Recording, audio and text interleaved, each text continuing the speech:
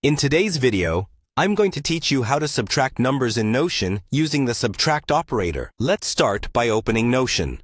Make sure you navigate to your connected workspace where you manage your wiki, docs, and projects. This is your go-to place for everything organized in Notion. Once you're in your workspace, look for the Login button, which you'll find at the top right corner of the page. If you're not already logged in, click it to enter your credentials and access your Notion account. Now that you're in, head over to the Notion home. This is essentially the dashboard where you can access all your workspaces, pages, and recent edits.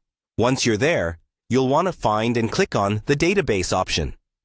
This is where you'll manage and organize various data, making it a powerful tool for keeping everything in one place. With the database open, you're ready to add some numbers. Think about the values you want to work with and enter them into the respective columns. This sets the stage for performing arithmetic operations, such as subtraction, which we'll focus on today. Once your numbers are in place, it's time to tap into one of Notion's more advanced features. Look for and click on the Formula option.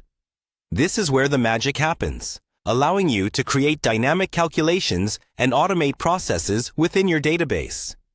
Inside the Formula field, you'll enter the expression for your subtraction. First, you need to reference the columns containing the numbers you wish to subtract. Let's say you have two columns, number 1 and number 2.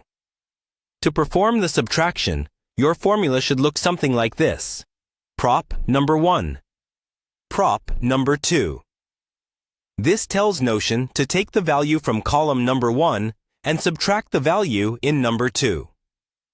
Once you have your formula in place, Notion will automatically calculate the result for each row in your database. This not only provides you with immediate results, but also updates dynamically as the values change. It's as simple as that.